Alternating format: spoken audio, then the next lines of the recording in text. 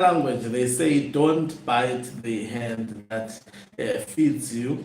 Emmerson Mnangagwa in 2017, when he was reduced to a non-entity, it was Zimbabwe Defense Forces, that is the military commanders, then led by retired General Chiwenga, who sat down and decided to save him. They resuscitated his political career, took all the risks that were necessary at that particular time to actually resuscitate the political career of Mnangagwa.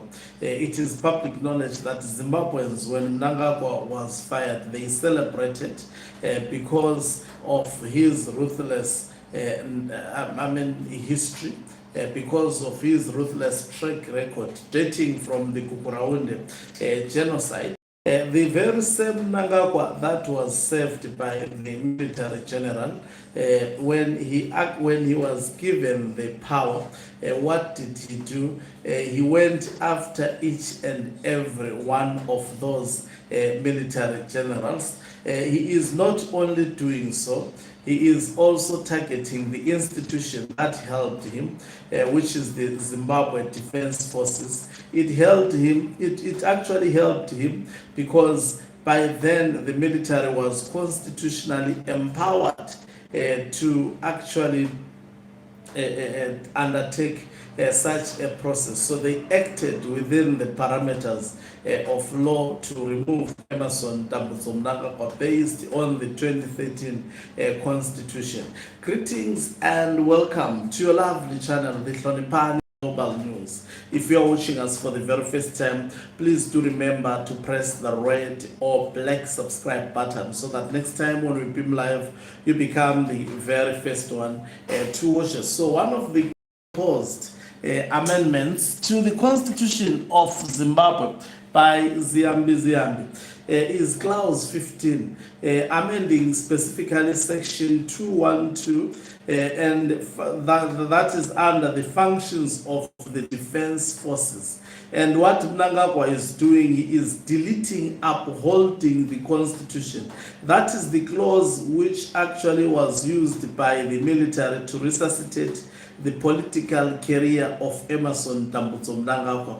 But Emmerson Mnangagwa is substituting that clause. In simple terms, he doesn't want any other person to benefit through this clause.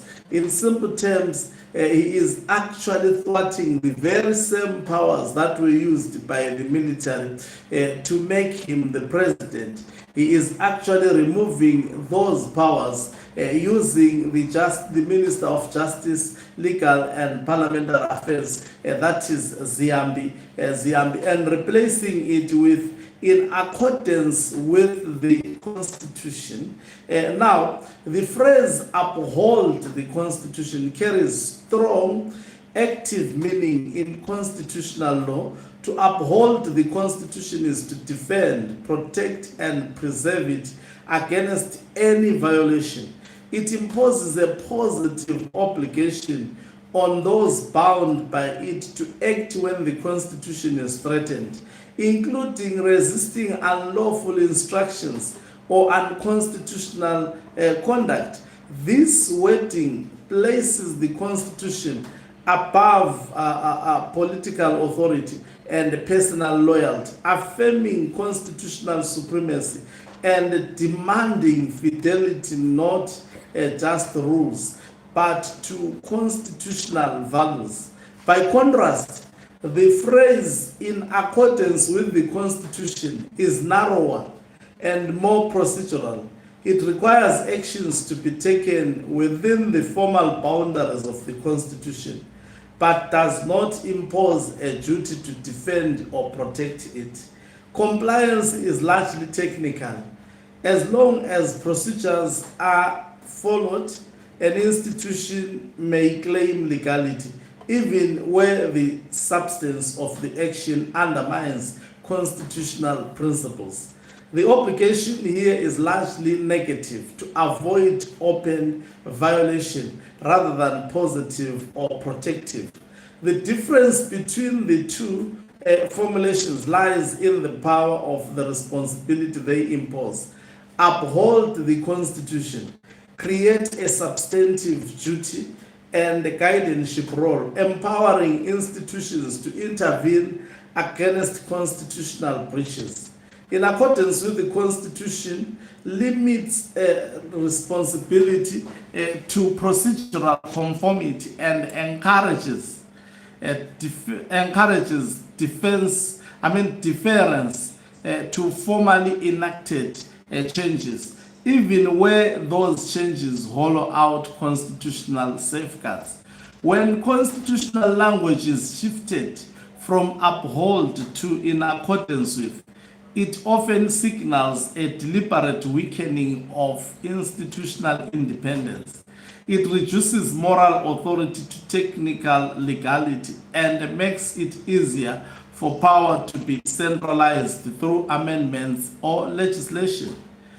In practical terms, the Constitution moves from being a supreme command that must be defended to a framework that is merely consulted, complied with, or reshaped to suit those in power. So Emmerson Mnangagwa is, in simple terms, not only extending his term of office, but also going after the Constitution and to actually mutilate the Constitution, to actually totally, there are many institutions he is targeting. Those institutions that must be independent, operate independently, the military, the judiciary, and the parliament. If the Constitution is changed, it means all these institutions would now be formally in the hands of one man, and that is none other than Emmerson Mnangagwa. I would like to focus more on the military because it surprises me. You know, in life, this teaches you not to trust anybody. The military trusted this man. The generals, some who are underground, some who are still alive, quite a few, trusted this man, and they had to resuscitate him. They thought he was better than Robert Gabriel Mugabe. I had predicted before that he was a chameleon.